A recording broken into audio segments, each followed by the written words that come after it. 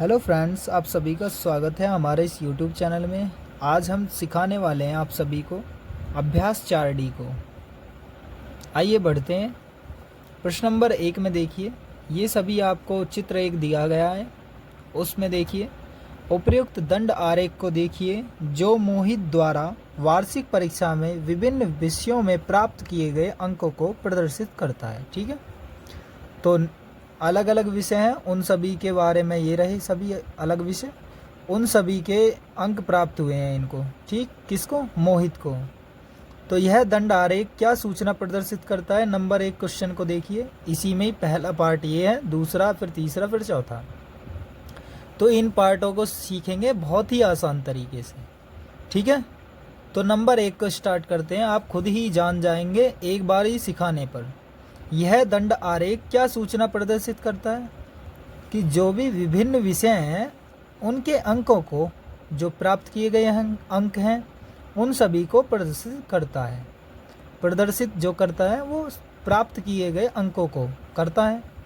तो लिखेंगे इसका आंसर पहले का, विभिन्न विषयों में प्राप्त किए गए अंक। तो आप लिखेंगे यहाँ पहले क्वेश्चन का पहला आंसर लिखेंगे, विभिन्न विषयों में प्राप्त किए गए अंक। प्राप्त किए गए अंक। तो पहले का आंसर हो चुका है, आप सभी को दिख रहा होगा। इस तरह से हम क्वेश्चन को सोल्व कर लेंगे। और इसके बाद फिर से दूसरा देखिए, किस विषय में मोहित ने अधिकतम अंक प्राप्त किए? तो मोहित ने किस विषय में ज़्यादा अंक प्राप्त किए हैं? तो इस लाइन में देखिए, ये सबसे ज़्यादा ऊपर जा रही है। और ये कहाँ, ये कौन सा सब्जेक्ट है? गणित का। तो मोहित ने किस विषय में अंक ज़्यादा प्राप्त किए हैं? गणित विषय में। विषय कौन सा है? गणित।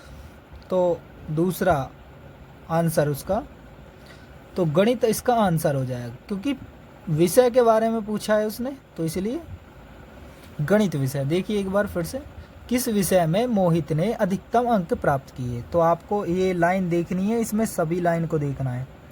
तो लाइन ये है सबसे ऊपर, तो ये है 80 अंक इसमें सबसे ज़्यादा प्राप्त किए हैं। कौन सा विषय है? गणित। तो गणित विषय में, यानी किस विषय में? यानी गणित विषय में अधिकतम अंक मोहित ने प्राप्त किए।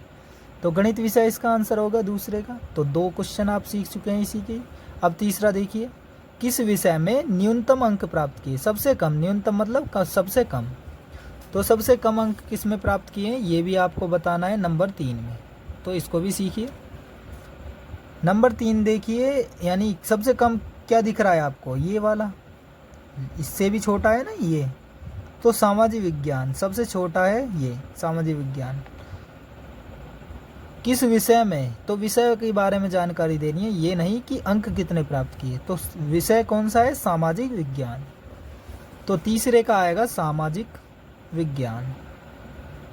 सामाजिक विज्ञान। तो ये भी आपका आंसर समझ में आ गया होगा आपको। नंबर 4 पर देखते हैं अब। तो उसमें देखेंगे, प्रत्येक विषय के नाम और उन विषयों में प्राप्त किए गए अंक भी लिखिए। तो प्रत्येक विषय के नाम भी लिखने हैं और उन विषयों में प्राप्त किए गए अंक भी लिखने हैं। देख सकते हो आप, इस तरह से इसमें लिखे गए हैं। तो एक एक विषय को आप देख सकते हो कि हिंदी की अगर हम लिखना चाहें तो हिंदी में कितने हैं? 60 अंक। तो आप लिखेंगे कि हिंदी में 60 अंक। ठीक है, हिंदी में 60 अंक। गणित में कितने प्राप्त किए गए हैं? तो गणित में भी लिखने हैं आपको प्राप्त किए गए अंक। तो गणित में लिखे हैं 80। तो गणित में लिख दिए हमने 80 अंक।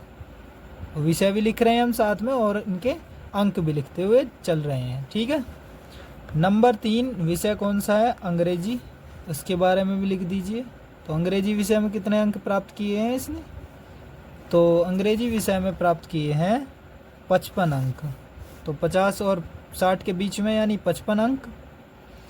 ये आंसर हो गया। नंबर 4 देखिए, विज्ञान और फिर सामाजिक विज्ञान। तो विज्ञान में देखिए 75 हैं, विज्ञान में 75 अंक प्राप्त किए हैं, 75 अंक 75 नंबर। तो सामाजिक विज्ञान में किए हैं 50 अंक प्राप्त।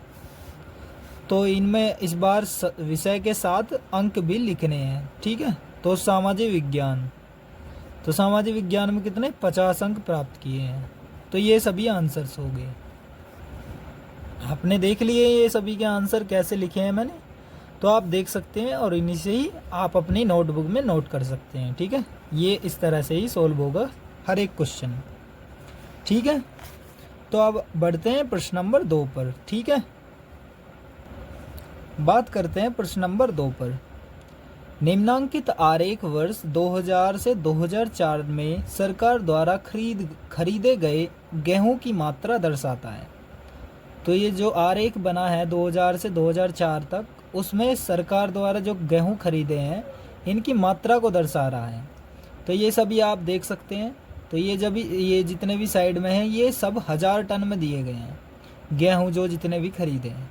और पैमाने में दिखाया गया है कि 1 सेंटीमीटर 5000 टन के बराबर है, 5000 टन के बराबर। तो इसमें क्वेश्चन जो दिए गए हैं नीचे पार्ट में बटे हुए, वो सभी हमें हल करने हैं, ये इसकी मदद से करने हैं। तो उपयुक्त दंड आरेख पर आधारित निम्नलिखित प्रश्नों के उत्तर दीजिए। तो नंबर 1 पे है, इस आरेख का पैमाना क्या है। तो पैमाना क्या है, 1 सेंटीमीटर बराबर है 5000 टन के। तो इसका आंसर क्या लिखोगे, 1 सेंटीमीटर बराबर 5000 टन, क्योंकि इसका आरेख का पैमाना ही क्या है, 1 सेंटीमीटर जब आप बना देते हैं तो वो क्या है 5000 टन के बराबर, ठीक है। तो लिखेंगे आंसर में दूसरे का पहला कि पैमाना क्या होगा, पैमाना क्या होगा, 1 सेंटीमीटर क्या होगा बराबर 5000 टन के। तो 5000 टन के बराबर होगा, ठीक है। आप इसको समझ सकते हैं। अब दूसरा देखिए, किस वर्ष में गेहूं की अधिकतम मात्रा खरीदी गई। किस वर्ष में अधिकतम मात्रा गेहूं की खरीदी गई और कितनी खरीदी गई। तो दोनों चीज़ों का आंसर आपको देना है। तो अधिकतम मात्रा किस वर्ष खरीदी गई, देखिए ये सबसे ज़्यादा दिख रहा है। और अधिकतम मात्रा कितने देखो सर, एक तो ये चीज़ का आंसर बताना होगा आपको कि किस वर्ष में, सन 2004 में। तो वर्ष कौन सा है, 2004 में सबसे ज़्यादा दिखाई दे रही है। और कितनी खरीदनी है ये भी बताना है। तो 2004 पहले तो आप लिखेंगे 2004 में। दूसरा है ये इसका आंसर 2004 में, और इसका कॉमा लगा करके दूसरे का यानी इसी में कितनी खरीदी गई। तो ये लाइन इसके 30 के पास पहुंच रही है। तो यानी 30,000 टन खरीदी गई थी गेहूं की मात्रा। 30,000 टन लिख सकते हैं आप, इसको भी आप समझ गए होंगे। 2004 में और 30,000 टन खरीदा गया गेहूं हमारा, ठीक है, सरकार द्वारा। प्रश्न नंबर दूसरे का ही तीसरा, किस वर्ष में गेहूं की न्यूनतम मात्रा खरीदी गई। किस वर्ष में गेहूं की न्यूनतम मात्रा खरीदी गई। तो सबसे कम कहाँ दिख रही है, तो ये रही। वर्ष बताना है तो 2000 है। तो किस वर्ष में गेहूं की मात्रा कब सबसे कम है, यानी गेहूं सबसे कम कितना खरीदा गया, किस वर्ष में खरीदा गया, यही बताना है बस, वर्ष कि किस वर्ष में खरीदा गया। तो 2000 में, इतना ही आंसर लिख देना है, ज़्यादा सोचने की ज़रूरत नहीं है। 2000 में, बस इतना ही आंसर हो गया। नंबर 4 समझिए, वर्ष 2002 में गेहूं की कितनी मात्रा खरीदी गई। तो 2002 में बता दीजिए। 2002 ये रहा, और इसके सामने देखेंगे ये रहा, ठीक है। तो ये रहा 20, ठीक है। 2002 में कितना खरीदा गया था, इसको लिखेंगे। मात्रा पूछ रहा है तो ये 2002 लिखने की आपको ज़रूरत नहीं है। तो आंसर लिखेंगे 20,000 टन, 20,000 टन, 20,000 टन, ये आंसर हो गया। अब हम करेंगे तीसरे का पार्ट को, ठीक है। यहाँ तक तो आपको समझ आ गया होगा, और ज़्यादा कुछ खास इसमें है नहीं। और आगे देखते हैं प्रश्न नंबर 3 को। निम्नलिखित दंड आरेख किसी आवासीय विद्यालय में प्रवेश पाने वाले शिक्षार्थियों की संख्या को दर्शाता है। तो ये जितने भी हैं ये विद्यालय सन कितने समय में, और इसमें शिक्षार्थियों की संख्या इधर दी गई है। ठीक है, देखिए यहाँ पर शिक्षार्थियों की संख्या। ठीक है, तो समझिए कैसे क्या करना है। इसमें आपको करना है कि उपर्युक्त दंड आरेख के आधार पर निम्नलिखित प्रश्नों के उत्तर दीजिए। तो ये जो दंड आरेख बना हुआ है इसके अनुसार आपको नीचे के आंसर्स देने हैं, कैसे कैसे होंगे। तो पहला देखिए, इसमें तीसरे का ही पहला, वर्ष 2001 में शिक्षार्थियों की संख्या कितनी थी। 2001 में शिक्षार्थी कितने थे, सामने देखिए, तो कितने थे आप बता सकते हैं, 40 थे।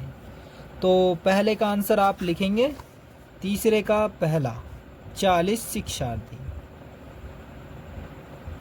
आप लिख सकते हैं, 40 शिक्षार्थी, ये आपका आंसर हो गया। अब नंबर 2 को करेंगे, इसी का ही दूसरा पार्ट, वर्ष 2002 में शिक्षार्थियों की संख्या बताइए।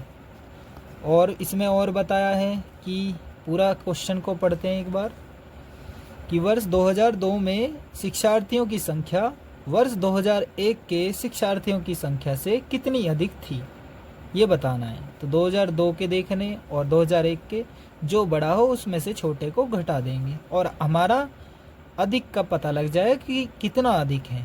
तो शिक्षार्थी कितने अधिक थे 2002 में, देखिए आप खुद, तो कितने थे 60, और 2001 में थे 40। तो 60 में से 40 घटा देंगे क्योंकि 60 बड़ी है और 40 छोटी है। तो 2000 पहले लिख सकते हैं आप, 2002 में कितने थे और 2001 में। तो 2002 में कितने थे, 2002 में थे 60, तो ये 60 थे। 2001 में थे 40, तो घटा दीजिए, कितने हो गए 20। तो लिखेंगे आप आंसर 20 शिक्षार्थी। ठीक है, ये आंसर हो गया। और इसके बाद क्या करना है, अधिकतम शिक्षार्थियों की संख्या किस वर्ष में थी। तो तीसरा बताना है, तीसरे का ही तीसरा। तो आपको बताना है कि अधिकतम शिक्षार्थियों की संख्या किस वर्ष में थी। 2002 में ही थी, है ना, ज़्यादा शिक्षार्थी 60 थे इसमें, और 2002 वर्ष पूछ रहा है ना, किस वर्ष में थी, तो अधिकतम किस वर्ष में थी, 2002 में। तो इसका आंसर भी आप लिख सकते हैं, नंबर 3, 2002 में। आप साफ साफ लिख सकते हैं, कुछ भी आपको साफ साफ जो भी लिखना है तो आप हमेशा साफ साफ लिखिएगा अपनी कॉपी में।